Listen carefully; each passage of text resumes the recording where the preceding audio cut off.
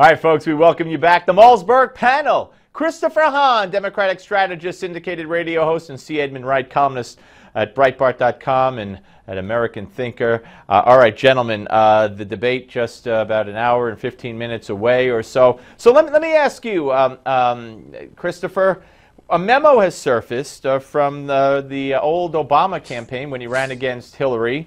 And in it, on Ways to Beat Her, it says she's driven by political calculation, not conviction, regularly backing away on, and shifting positions on issues ranging from war to Social Security to trade to reform. Really sounds like not much has changed in 8 years. I mean, she's a politician, just like every other politician running for president right now. They've all changed positions, including Bernie Sanders, who will be on that stage, who's evolved on gun control over the last couple of weeks, I think. So I think it's it's obvious that people change with the times and they change with the country, and I think that's not a bad thing. So Edmund, that means that politicians up on that stage tonight don't have any convictions? Well, I might have gone there, even without Christopher's example. I would like to say that one thing has changed tremendously in 8 years. 8 years ago, Barack Obama was really having a hard time with someone named Joe the Plumber, indicating he was a socialist. Now we have Bernie Sanders proudly saying he's a socialist and nobody's batting an eye. I would say in some ways Christopher's party has made tremendous inroads in the last 8 years, just from that standpoint. That's well, it. Yeah, go ahead. I'm not endorsing Bernie Sanders. I don't think the party is going to select Bernie Sanders. I don't think Bernie Sanders will be our nominee. And nobody could say that Hillary Clinton's not a capitalist and a centrist, which is what she's been her entire career. So I think you're going to see that come out tonight on the stage, and I think actually the person that's going to be doing the attacking of Bernie Sanders is Jim Webb, frankly, who served our country well in the armed forces. You're going to ask Bernie Sanders, how do you expect to be the commander-in-chief of the armed services when you ask for a deferment? All right, but Edmund, who's going to attack Hillary Clinton? Who's going to say, how do you expect to be the commander-in-chief when you're emailing with Sidney Blumenthal on your private email and revealing the names of CIA agents? Yeah, right. And remember, the 3 a.m. phone call was the reason to elect her in 2008. Well, when it came on Benghazi, she wasn't there. But getting back to Webb, Webb's interesting. Well, Wait, Christopher, wait a minute. Go ahead, Edmund. I would say Jim Webb is probably, actually, I'd prefer him over 3 or 4 of the Republicans running.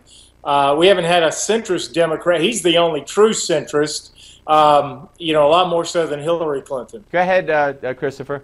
We would know exactly what happened with Benghazi if that committee wasn't so politicized. Yeah, all right, the McCarthy stuff. A military veteran who had to leave that committee, decided he was kicked out of the committee, Christopher. He was kicked out. He was fired. Sure he was. He was fired because he was tired of the witch hunt. Yeah, okay. And he's tired of this being politicized and not going after the truth. Well, let's talk about something real then, Christopher, and that is that the number 2 woman, according to what I understand, a lesbian, war veteran who just got promoted to major, a Democratic congresswoman from Hawaii, was disinvited from tonight's debate by Debbie Wasserman Schultz, the lover and champion of women greater than nobody next to Hillary, because she didn't like the fact that she wants more debates for the candidates. That's a party of inclusiveness, isn't it? And there's been some back and forth about that. I don't know why she was disinvited. Oh, I do. I just told you. Debbie Wasserman Schultz has said twice today on 2 different separate interviews on 2 separate networks that she wasn't disinvited. So I don't know who to believe. I believe her. She's trying to get some publicity out of this. But look, I mean, I think there should be more debates. I am not one of those people. I think when you're running for public office, you should appear in public. I think that's part of the process. I think there should be more debates. I think there should be cross debates right now between Democratic and conservative and Republican fields. I think that would be good for America. I'm all for that. And Edmund, the debate tonight is going to be a substantial debate. It's going to be about. Oh, we lost you there, Edmund. Issues, which is what we've been seeing. Edmund, you know that debates party. Edmund, you know that the debate moderator Anderson Cooper was a member of the Clinton Global Initiative.